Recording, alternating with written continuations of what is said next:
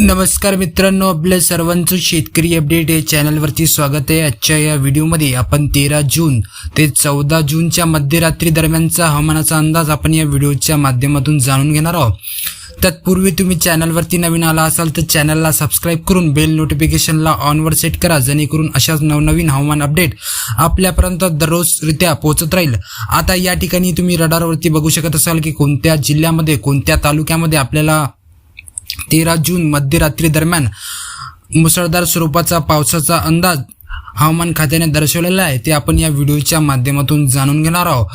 आता व्हिडिओला कुठेही स्किप करू नका। आता तुम्ही रडारवरती बघू शकत असाल की पश्चिम किनारपट्टी लगतच्या भागामध्ये आपल्याला मुसळधार स्वरूपाचा पावसाचा अंदाज रडारवरती बघू शकत असाल, कारण की बाष्पयुक्त वाऱ्यांचा जो वेग आहे ते पश्चिम किनारपट्टी लगतच्या भागामध्ये अरबी समुद्राकडून आपल्याला वाढलेला दिसून आलेला आहे। रडारवरती तुम्ही बघू शकत असाल। आता पश्चिम किनारपट्टी लगतच्या भागामध्ये जे काही जिल्हे आहे मित्रांनो, आता नंदुरबार आहे, मालेगाव आहे, नाशिक, वापी, बोईसर, अकोले या भागामध्ये आपल्याला मध्यरात्री दरम्यान मुसळधार स्वरूपाचा पावसाचा अंदाज बघायला मिळणार आहे। त्यानंतर मुंबई उपनगर, ठाणे, वसई विरार, माथेरान, अलिबाग, लोणावळा या भागामध्ये सुद्धा आपल्याला मुसळधार स्वरूपाचा पावसाचा अंदाज मध्यरात्री दरम्यान बघायला मिळणार आहे।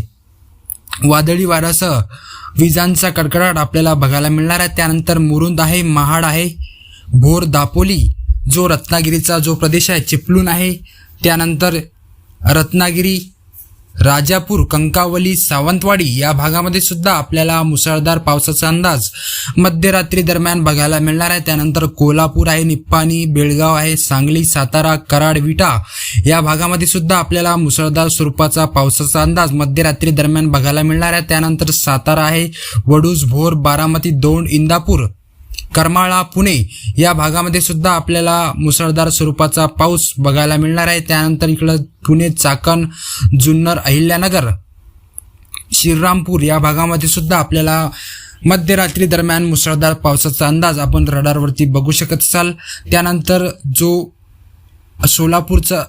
सोलापूर जिल्ह्यामध्ये जे तालुके आहे, पंढरपूर आहे, करमाळा आहे, अक्कलकोट आहे या भागामध्ये आपल्याला मुसळधार स्वरूपाचा पावसाचा अंदाज किंवा मध्यम स्वरूपाचा पावसाचा अंदाज आपण रडारवरती बघू शकत असाल। त्यानंतर धाराशिव, बार्शी, कैज, लातूर या भागामध्ये हवामान थोडंसं कोरडं असणार आहे। तत्पूर्वी या भागामध्ये आपल्याला मध्यम स्वरूपाचा किंवा किरकोळ स्वरूपाचा पाऊस आपल्याला बघायला मिळणार आहे। त्यानंतर जामखेड आहे, बीड आहे, माजलगाव या भागामध्ये सुद्धा आपल्याला काही प्रदेशामध्ये आपल्याला मुसळधार तर काही भागामध्ये मध्यम स्वरूपाचा पावसाचा अंदाज आपल्याला या भागामध्ये बीड जिल्ह्यामधील आपल्याला बघायला मिळणार आहे। त्यानंतर छत्रपती संभाजीनगर आहे, पैठण आहे, जालना, परतूर या भागामध्ये आपल्याला जो हवामानाचा जो अंदाज आहे तो या ठिकाणी आपण मध्यम स्वरूपाचा पावसाचा अंदाज वादळी वाऱ्यासह विजांचा कडकडाट आपल्याला बघायला मिळणार आहे। त्यानंतर चाळीसगाव आहे, धुळे आहे, जळगाव, शिरपूर, चोपडा या भागामध्ये सुद्धा हवामान थोडंसं कोरडं असणार आहे। तत्पूर्वी या भागामध्ये आपल्याला मध्यम स्वरूपाचा पाऊस बघायला मिळणार आहे। त्यानंतर जो परतूर आहे, चिखली, मेहकर, जिंतूर, परभणी, माजलगाव या भागामध्ये सुद्धा आपल्याला मध्यम स्वरूपाचा पावसाचा अंदाज बघायला मिळणार आहे। त्यानंतर उदगीर आहे, देगलूर, नांदेड, भोकर, उमरखेड या भागामध्ये आपल्याला मध्यम स्वरूपाचा किंवा किरकोळ स्वरूपाचा पाऊस आपल्याला बघायला मिळणार आहे। त्यानंतर पुसद, हिंगोली, उमरखेड, कारंजा, लाड, वाशिम जिल्हा तर आपल्याला या रडारवरती बघू शकत असाल वाशिम जिल्ह्यामध्ये हवामान कोरडं असणार आहे। तत्पूर्वी या भागामध्ये आपल्याला किरकोळ स्वरूपाचा पाऊस आपल्याला बघायला मिळणार आहे। त्यानंतर डिग्रस आहे, दारवा, नेर या भागामध्ये सुद्धा काही भागामध्ये यवतमाळ जिल्ह्याच्या काही प्रदेशामध्ये आपल्याला मुसळधार तर काही भागामध्ये किरकोळ स्वरूपाचा पाऊस आपल्याला मध्यरात्री दरम्यान 13 जून रोजी बघायला मिळणार आहे। त्यानंतर कारंजा, लाड आहे, मूर्तिजापूर, दर्यापूर